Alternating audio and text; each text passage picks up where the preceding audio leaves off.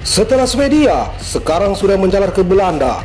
Pembakaran Al-Quran. Erdogan, Presiden Turki, tidak tinggal diam dalam aksi yang terjadi di Belanda saat pembakaran Al-Quran.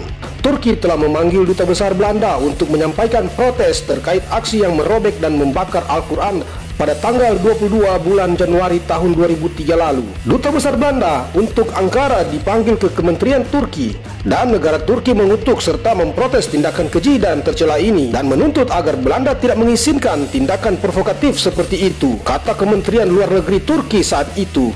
Dan saat berikan pernyataan, problem Al-Quran merupakan langkah provokatif terhadap perasaan jutaan umat muslim, termasuk Kerajaan Arab Saudi mengutuk keras politikus Belanda yang merobek salinan Al-Quran. Kejadian di Den Haag, Belanda. Menurut Kerajaan Arab Saudi, aksi yang dilakukan politikus itu adalah sebuah bentuk provokasi kepada jutaan umat Islam di seluruh dunia. Kerajaan Arab Saudi menegaskan dalam menyelesaikan nilai-nilai dialog serta menolak alasan apapun penyebab kebencian dan ekstremisme. Pernyataan itu muncul setelah 8 orang politikus Belanda dan pemimpin kelompok Islamofobia Peginda merobek beberapa halaman dari salinan Al-Quran di depan parlemen Den Haag dan juga membakar robekan halaman-halaman kitab suci itu dalam panci. Hal itu merupakan kejadian serupa yang terjadi di Swedia yang saat memprotes di luar gedung Kedutaan Besar Turki di Stockholm. Aksi ini mendapat kecaman dari negara-negara Islam dan meminta pemimpin negara untuk menindak pelaku agar mempertanggungjawabkan aksi tersebut. Indonesia. Pembakaran Al-Quran di Swedia dan Belanda memicu reaksi keras dari dunia Islam. Para tokoh agama Ormas Islam Indonesia mengkritik aksi tersebut. Kami bersama Ormas Islam lainnya mengutuk aksi itu. Demokrasi ditandai dengan kebebasan, tapi ada batasnya, kata Ketua Umum DPP Indonesia yang meminta pemerintah Indonesia untuk mencekal Rasmus Paludan masuk ke Indonesia. Kata beliau, tidak ada tempat bagi orang-orang yang tidak toleran. Juru bicara Kementerian Luar Negeri Jerman, Christian Wagner, pada Senin tanggal 23 bulan 1 mengutuk pembakaran salinan Al-Quran di Swedia. Kami mengutuk tindakan yang dilakukan selama akhir pekan. Itu tidak sopan dan sangat tidak pantas, dan kami juga ragu bahwa tindakan ini mewakili pandangan mayoritas masyarakat Swedia, kata Wagner kepada perwakilan media di Berlin.